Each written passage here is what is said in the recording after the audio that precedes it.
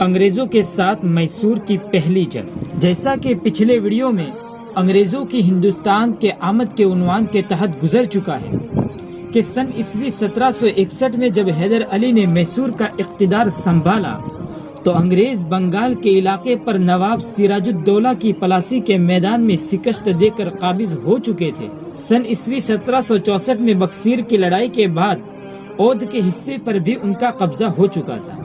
اس طرح ہندوستان میں انگریزوں کا سیاسی دور شروع ہو کر ان کا وجود اب ایک مسلم حقیقت بن چکا تھا۔ ارکاٹ کے تخت پر بھی انہوں نے فرانسیسیوں کے حلیف چندہ صاحب کو قتل کر کے اپنے سیاسی حلیف نواب محمد علی کو بٹھا دیا تھا۔ ادھر نظام حیدر آباد بھی عموماً انگریزوں ہی کے ماتحت تھا۔ پونا میں مرہٹا افواج بھی جو بوقت ضرورت اپنے ذاتی اور سیاسی مفادات کے لیے انگریزوں کی فوجی بن کر ان کی مدد کرتا تھا۔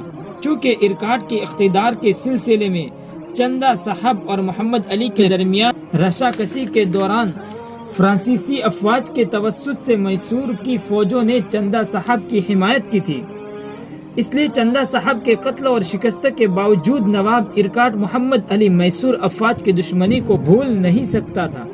اس لیے فطری طور پر اپنے پڑوس میں وہ کسی مستحکم حکومت کا وجود برداشت نہیں کر سکتا تھا۔ یوں ہی وہ عموماً انگریزوں کے ماتحت ہی ہو گیا تھا۔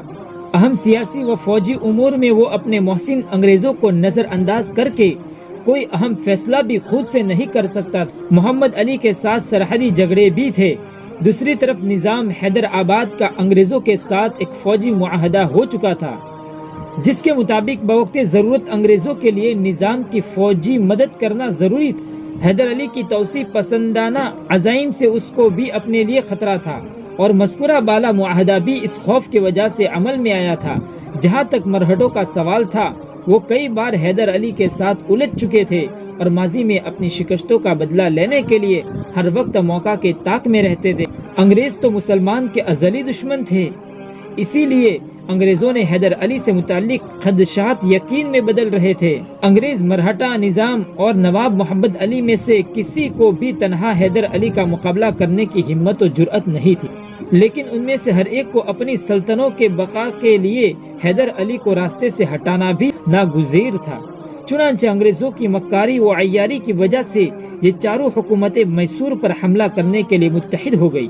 حالانکہ نظریاتی اعتبار سے ان چاروں حکومتوں کا آپس میں کوئی جوڑ نہیں تھا، پھر بھی مشترکہ دشمن کے خاتمے کے لیے وقتی اجتماع اور اتحاد کی مجبوری تھی۔ باہم مشورہ سے متحدہ افواج کی کمان انگریز کمانڈر جنرل اسمتھ کے ہاتھ میں دی اور پہلی جنگ سن عیسوی 1767 میں شروع ہوئی اور حیدر علی اور سلطان ٹیپو کی جیت پر ختم ہوئی۔ جب انگریزوں کو پسپائی ہوئی تو انہوں نے کمان ہوشیاری سے حیدر علی سے صلح کی درخواست کی۔ حیدر علی نے سیاسی مصلحتوں کے خاطر چند شرائط پر صلح کا معاہدہ کر لیا اور اس جنگ کا سن عیسوی 1769 میں خاتمہ ہو گیا۔ انگریزوں کے ساتھ میسور کی دوسری جنگ۔ یہ جنگ سن عیسوی 1780 میں شروع ہوئی اور سن عیسوی 1784 تک جاری رہی، اور اس جنگ میں معاملہ مساویانہ رہا اور آخر میں صلح چند شرائط پر طے پائی۔ اسی درمیان میں حیدر علی کا سن عیسوی 1782 میں انتقال ہو گیا اور اس کے قائم مقامی ان کے جانباز بیٹے سلطان ٹیپو شہید رحمۃ اللہ علیہ نے کی۔ انگریزوں کے ساتھ میسور کی تیسری جنگ۔ سن عیسوی 1790 میں انگریزوں اور میسور کی سلطنت خدا داد کے والی سلطان ٹیپو شہید رحمۃ اللہ علیہ کے درمیان زبردست معرکہ ہوا۔ اس مرتبہ بھی نظام حیدر آباد اور مرہٹوں کی فوجیں بھی انگریزوں کے ساتھ تھی۔ تقریباً 2 سال تک جنگ جاری ہی رہی۔ بالآخر صلح ہوئی، مگر اس میں سلطان ٹیپو شہید رحمۃ اللہ علیہ کو بڑی پریشانی کا سامنا ہوا، چونکہ صلح میں آدھی سلطنت جاتی رہی۔ اس کے علاوہ 3 کروڑ روپے نقد دینا پڑا۔ اسلحہ ساز فیکٹری کی جگہ بھی انگریزوں کے پاس چلی گئی، جس سے سلطان ٹیپو کی پریشانی میں مزید اضافہ ہوا۔ سلطان ٹیپو جس طرح محب وطن تھا، اس سے بڑھ کر محب اسلام تھا، اس لیے وسیع تر اسلامی مفادات کے لیے اتحاد بین المسلمین اس کی زندگی کا نصب العین بن گیا تھا۔ یہی وجہ تھی کہ نظام حیدر آباد اور نواب کرناٹک سے ٹکراؤ سے اس نے حتی الامکان گریز کیا۔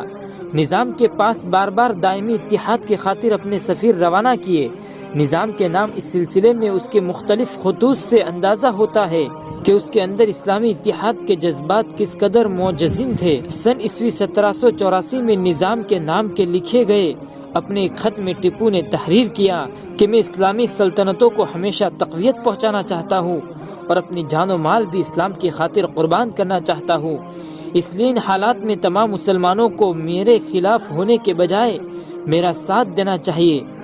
طرفین میں اتحاد و اتفاق کے لیے میں 2 خاتونوں میں شادی بیاہ کے لیے بھی تیار ہوں تاکہ دونوں اسلامی سلطنتوں میں اتحاد کا سب کو یقین ہو جائے، لیکن افسوس کہ ان حکمرانوں کو خود غرضی نے ہمیشہ ان کو ٹیپو کا سیاسی حریف ہی نہ بنا پائے۔ اپنے ہم وطنوں اور ہم مذہب سلاطین سے مایوس ہو کر اس نے انگریزوں کے خلاف اپنی جنگ میں فرانسیسیوں سے مدد لی، لیکن ان کے اپنے داخلی مسائل کی وجہ سے ان کی دوستی بھی دیر پا نہیں رہ سکی۔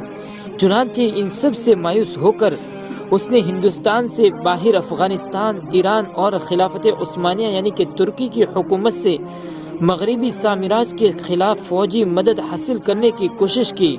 سن عیسوی 1784 میں سب سے پہلے عثمان علی خان کو اس نے اس مہم پر قسطنطنیہ روانہ کیا اور اس کو حکم دیا کہ وہ خلیفہ روم کا انڈیا معلوم کرے کہ دینی مفادات کے لیے اس کے ساتھ حکومت میسور کا سیاسی اور فوجی معاہدہ ممکن ہے یا نہیں، مگر افسوس یہ سفارت ناممکن ثابت ہوئی۔ سلطان ٹیپو اپنی سفارتی ناکامی سے مایوس نہیں ہوا، بلکہ بعد بھی 2 دفعہ خلیفہ روم کی خدمت میں اپنا سفارتی وفد روانہ کیا۔ وفد فروری سن عیسوی 1797 کو روانہ کیا گیا، جو ٹیپو کے نام سلطان سلیم کا ایک جوابی خط بھی لے کر واپس ہوا۔ اس خط میں خلیفہ نے ٹیپو کو مشورہ دیا تھا کہ وہ فرانسیسیوں پر بھروسہ نہ کرے اور انگریزوں سے صلح کر لے۔ ظاہر ہے کہ ٹیپو خلیفہ روم کے اس مشورے کو کیسے قبول کرتا۔ خلیفہ روم کے علاوہ اتحاد بین المسلمین کے ارادے سے ٹیپو نے ایران کے حاکم کریم خان زندہ اور افغان کے حکمران زبان شاہ درانی کے پاس بھی اپنے وفود روانہ کیے۔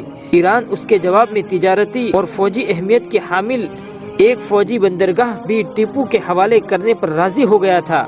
اسی طرح زمان شاہ بھی ٹیپو کی فوجی مدد کے لیے ہندوستان کی سرحد پر پہنچ گیا تھا، لیکن ایران کے افغانستان پر اچانک حملہ کی وجہ سے اس کو راستے ہی سے واپس جانا پڑا۔ ٹیپو کو جب اپنے خلاف انگریزوں کی سازش سے بننے والے متحدہ محاذ کا علم ہوا تو اس نے پھر ایک بار نظام حیدرآباد سے مصالحت اور مفاہمت کی کوشش کی۔ اس نے نظام کو خط لکھا کہ اس کی طرف سے اس کو جن زیادتیوں کا سامنا کرنا پڑا ہے وہ اس کو بھول جانے کے لیے تیار ہے۔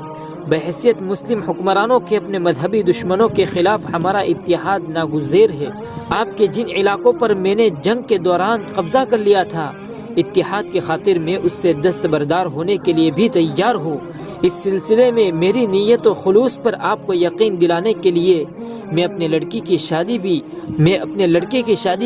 آپ کی لڑکی سے کرنا چاہتا ہوں، لیکن اس کے وزیر میر عالم کی جنرل کارنو اس نے ساز باز کی وجہ سے یہ سلسلہ آگے نہیں بڑھ سکا، اور میر عالم نظام کو یہ یقین دلانے میں کامیاب ہوا کہ ٹیپو کے بجائے انگریزوں کا ساتھ دینے ہی میں ان کا فائدہ ہے۔ غرض یہ کہ ٹیپو نے بحیثیت ایک سچے مسلمان کے ایک دوسرے مسلمان کے خلاف جنگ سے باز رہنے کی حتی الامکان کوشش کی، اور دوسری طرف بحیثیت ایک محب وطن کے مرہٹوں سے بھی مصالحہ کی کوشش کی، لیکن افسوس کہ انگریز اپنی عیاری سے ان دونوں کو ٹیپو سے دور رکھنے اور ان کے خلاف اپنے ساتھ ملانے میں کامیاب ہو گئے۔ اندرون ملک ہندو راجاؤں کی دعوت اتحاد۔ ٹیپو نے انگریزوں کے وجود سے مادر وطن کی سرزمین کو پاک کرنے کے لیے اندرون اور بیرون ملک صرف بڑی طاقتوں سے رابطہ پر اکتفا نہیں کیا، بلکہ ملک کی چھوٹی چھوٹی مختلف مختار سلطنتوں کو بھی اس نے انگریزوں کی چال اور ہندوستان کے سلسلے میں ان کے ناپاک عزائم سے آگاہ کیا۔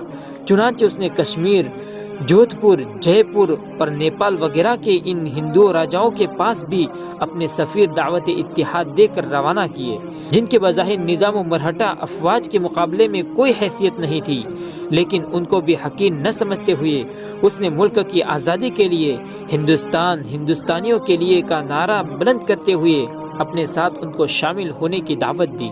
لیکن افسوس کے طویل فاصلے پر ہونے اور اپنے اندرونی مسائل کی وجہ سے وہ چاہتے ہوئے بھی ٹیپو کے ساتھ انگریزوں کے خلاف ملک کی لڑائی میں شامل نہیں ہو سکے۔